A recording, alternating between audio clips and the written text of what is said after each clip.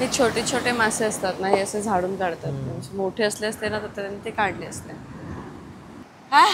बहुत difficult question दिया है तुझे. इसके बाद कोई सवाल ही नहीं है. रुका 1-2 मिनिट दे अभी.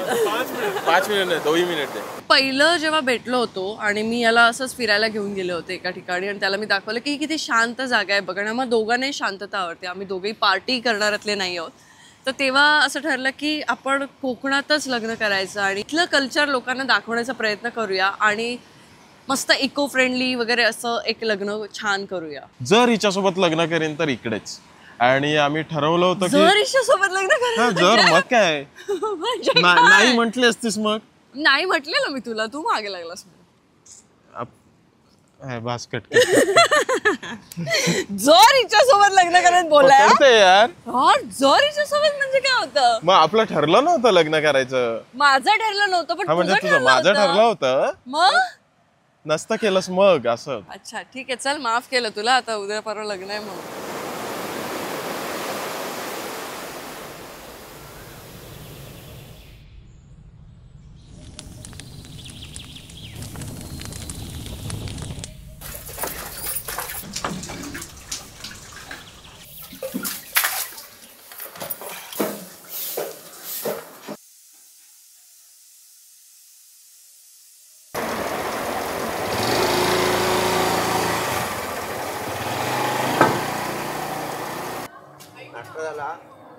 कोणाच्या लग्नाला आली?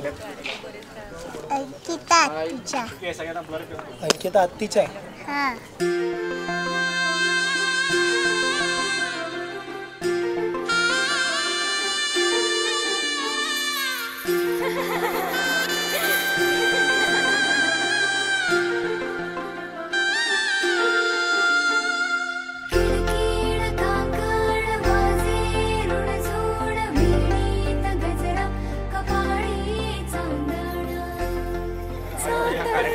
साखरपुडा संपन्न झाला. काय बघू नक्की ना. झाला कन्फर्मेशन झालेलं आहे. तर तुम्ही सगळेजण आल्याबद्दल आम्ही रावलकर कुटुंबीय आणि पवार कुटुंबीय आपल्याकडे कार्यक्रम आहे. त्यांचा काय संबंध आहे? पवार कुटुंबीय आमचा कार्यक्रम आहे ना. तुम्ही गेस्ट आहात आमचे. मगाशी मला बोलला तू तुझ्या साईटने. आता बदल इकडे आलोय. सल्ले सांगू काय तुमचे? सल्ले सांग काय सल्ले दिले. राहू दे.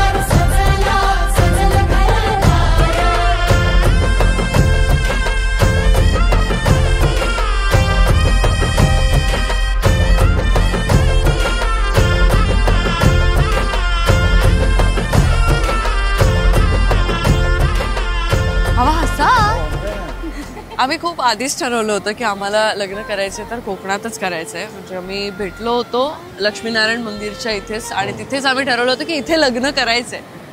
आणि नंतर मग असं सगळ्या गोष्टी जुळून आल्या आणि आता फायनली तिथे लग्न होतंय.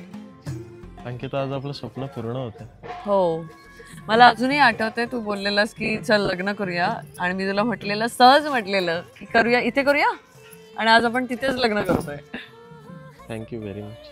मी खरंच रडतोय तू. 7 जन्मासाठी बांधली गानाती हो हो हसते गाली क्षणभर थोडी मेहंदी